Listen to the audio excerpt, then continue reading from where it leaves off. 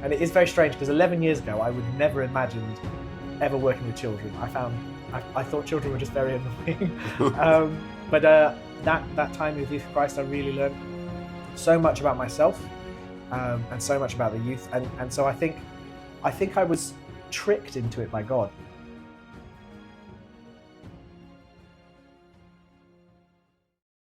Hello and welcome to Faith in God's Alone Ministries. And today I've got a brother. He's going to introduce himself to you. Hello, I'm Martin Parslow. I serve with Samson in Braintree. I work as the youth leader for the Braintree Youth Project Charity, which is a Christian youth organisation. Okay, Martin, can you please tell us when you became a Christian? Yes. And how did you become a Christian as well? Yeah, I was raised by Christian parents. They served with the leprosy mission in Bhutan and Nepal, which was amazing and a great blessing. But that's not actually when I became a Christian. I just got to understand a sort of foundation in Christianity. But obviously, living in a foreign country with missionaries, the only English-speaking people I knew were Christian. So I didn't really consider it important. I just thought it was normal. It was when I moved back to England that I realized that it mattered. That it made a difference in people's lives. I just thought everyone was like this. Obviously, when I got to meet English-speaking people who weren't Christian, that's when I thought this matters. And I started looking into it and being more serious about it. And when I was 8, I asked my parents if they'd let me be baptized, and they said no. They said I had to learn a bit more. So I studied other religions and I studied Christianity and got baptized when I was 11. So it was a process. I don't think there was one moment. But it was when I came to England that I decided it was important and it would matter. So you were baptized age 11, you said? Yeah. Wow. I was baptized. I agree with my parents for saying, no, you should wait. Because while it was true when I was 8, it was more true when I was 11. And actually, I kind of think I should have waited longer because it was even more true when I was late teens, and it's more true now. So, yeah, as I grow more knowledgeable, I grow more assured of my faith. And I think I always say that to the young people I work with. Why do you believe that? Because if you don't know why you're believing something, you don't actually believe it. You're just copying your parents. And while it's good to have your parents have faith and to trust and rely on that, you need to have your own faith as well. That's right. That's right. Because you are currently a youth worker. Yeah. This calling into youth work ministries, how did it happen? That's also a story that might be longer than you want me to share. When I was a little child, obviously I served with my parents served with the leprosy mission, so they were all doctors. That's all the grown-ups I knew served in a hospital, or were my teachers. And I wanted to become a doctor to help heal people and want to do what they were doing. It's when I came to England and I realized that life was different for different people, because I couldn't speak Nepalese, so I didn't really know the Nepalese people. I only knew the missionaries. And when I realized it was different, I then decided to start moving over it and thought maybe I'd become a priest of some sort or a minister, because I wanted still to help heal. But I thought maybe the priority, rather than physical health, would be to try and encourage people to be what I had seen and grown up with, of these people who are fervent and dedicated and determined to follow God's plans and serve people. And then as I went into my teen years, I happened to do lots of plays and singing and stuff. And quite a lot of people had some prophetic words for me, saying my ministry would come through the stage and through my voice, which was a bit of a shock. So I transitioned from my studying of history and humanities to go into ministry and went to study acting instead, which was rough, and that's a totally different story. And I finished that and I went, great, I've got acting training, but I don't have any ministry experience. I'll see what I can do. And I looked at a bunch of different Christian gap years and Christian organizations and Christian jobs to try and get some ministry experience. And because of my finances, most of those fell through.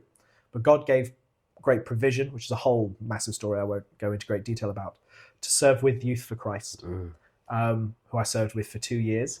And when I first started doing it, all of my classmates and all of my teachers and most of my family all said, why are you doing Youth for Christ? You hate children. And my answer wasn't... You don't mean that you hate children. My answer wasn't that no. Yeah. My answer was yes, but I think God... and it's really weird because I would never have thought I'd be a youth worker when I started 11 years ago. Yeah, wow. But now I intend to do youth work for the rest of my working life. That's my plan. And it is very strange because 11 years ago, I would have never imagined ever working with children. I thought children were just very annoying. But that time with Youth for Christ, I really learned so much about myself and so much about the youth. And so I think I was tricked into it by God. He created the circumstances to take me somewhere I never would have gone myself, Yes. and put me into youth work, and then through serving children revealed to me why I'm, if I say so myself, pretty good at it, and why I enjoy it and love it. And I think if it had just been left to me in a sort of normal human mortal way, I would never have ended up being a youth worker. I had to have a bunch of things fall through and a bunch of weird coincidences, God's work, to get me into Youth for Christ. And from there, I've done youth work for almost 11 years now. Wow. Any success story that you'd like to share with us? It's very hard with youth work to measure your success because you only see the children for a few years and then they move on. Yeah. It's very rare that you see the fruits of your labor. Yeah. Occasionally, we're lucky enough. Obviously, I've worked in schools, Yes. so I've worked with thousands of children. Yeah. Probably about, maybe at this point, 2,500, 3,000 children, if you don't count assemblies. And only a few of them I see afterwards. But there are a few, just very, very few, where you might see them again a few years later. And I went up to Shrewsbury, which is where I was 11 years ago when I started Youth for Christ. Yes. I went there just a couple of years ago, and I saw some of my old young people. They're all young adults now, which is very weird because I'm not old enough to feel old, but boy, do I feel old when teenagers, are now grown-ups who are married with children. But to see children who I was serving in my youth group now being youth leaders for that youth group and going, that's not my legacy, but my chance to see this child has grown and changed. I'm very, very proud of the two youth leaders in my old church from when I started, because they were my teenagers. Yes. And now they're teaching, now they're preaching, now they're leading worship. And I think they've done an amazing thing. And to see that growth is a rare blessing for a youth worker.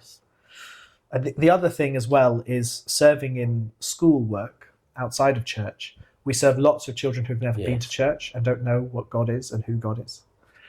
And seeing children learn and recognize who he is and why he matters. The same thing I experienced when I moved to England. Yeah. Going, oh, this actually makes a difference.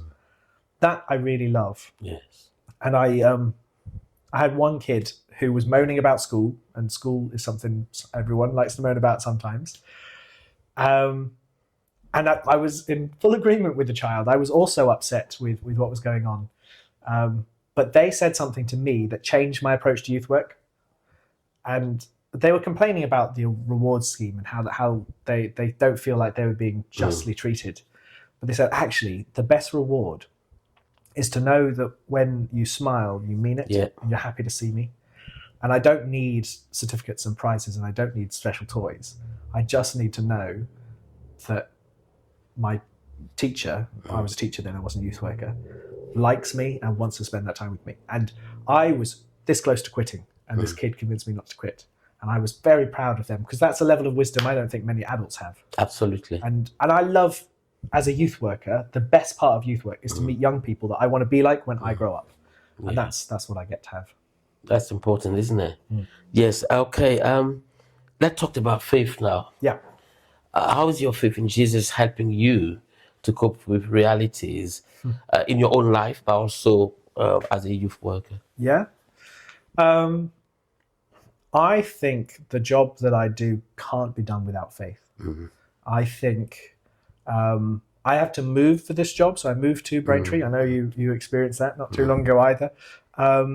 And partly because of COVID, partly because of the culture in Braintree and in North Essex, partly because I'm a grown-up who's moved and I don't have a family to support me. It's been a very tricky move.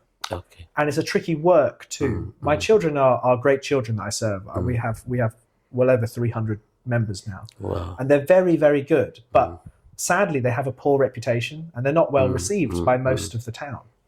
And I take a lot of the responsibility for that. I take a lot of the flack for that, which is frustrating. But I think the fact is actually they are wonderful children and they're real blessings. And without my faith in God to help me, one, I would be so exasperated I wouldn't be able to do the work. Yeah. But also I wouldn't have the strength to carry a lot of the burdens the young people have to go through. It's hard to be a teenager these days. Much harder than when I was a teenager. Yeah, that's right. And I wouldn't have the strength to handle the attacks that they receive from the culture around them. Yes. And the attacks that I receive from the culture around them. There's a lot of anger pointed at young people, and without God saying, actually, no, this is our service, this is our purpose. I wouldn't be able to do that. I also find that moving is obviously a huge disruption in one's life, and it caused a massive disruption in my prayer life and in my Bible reading and in my walk with God. But God sends ways to rescue you. Yes, that's right. And he knew that I was in trouble. Obviously, I'm moaning to him all the time. Every night, I'm going, why am I here? And he heard and he answered. And so things that I wasn't able to do before I moved here, opportunities that just weren't open to me, he's opened up. And now I get to preach. I get to visit churches. I get to speak to hundreds and hundreds of young people. And those things are given to me by God to pick me out of the problems that I'm facing. So when you're at work and you feel like you're pushing a boulder up a hill, and you're really annoyed because it seems to be that someone's trying to push it back down on top of you. Without faith in God and without God's direct intercession, that boulder would crush you. Yes, that's and right. I have often felt that. But the fact is, God just pops his finger on the boulder and it's not going to roll anywhere. And I can let's push it back up the hill if I want it to. Yes, and God has broken through in so many ways. So in 2.5 years, we've got almost 5 times as many kids. We run 6 clubs instead of 1 club. Wow. We've massively grown, and that's not just through human effort. Yes, it's grown through God's inspiration. That's wonderful, isn't it?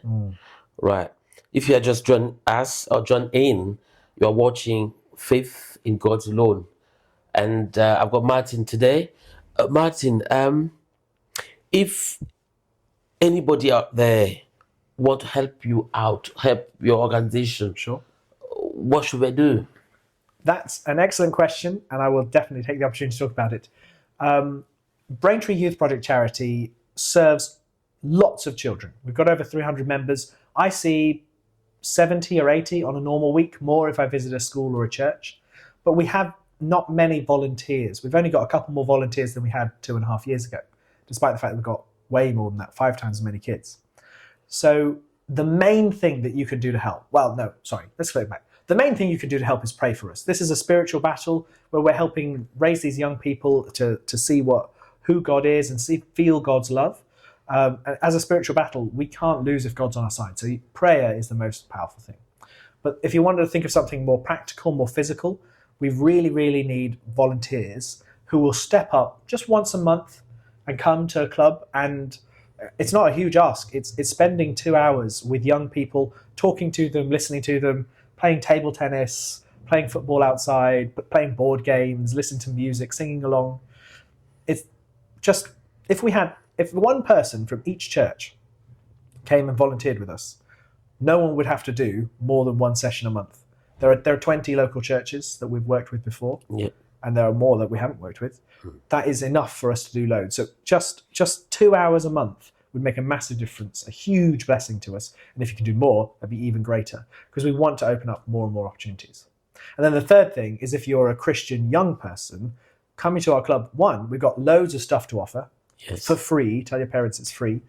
And two, that's the best way that we can introduce faith to unchurched people, is to show who we are and how it matters to us, and to walk in and not be of the world, but be of God. Young people doing that for our young people will be the single most important part of their walk with God and coming to understand who he is. So if you're a Christian young person, come, do a bunch of free and fun activities and get to know other people, and then show them who you are just by being who you are. We're going to finish now. Sure. What's your last word for The last today? word for today Yeah. is that God loves all young people unconditionally, and He asks us to do exactly the same. Martin, thank you. My pleasure. Thank you for watching. Take care. Bye.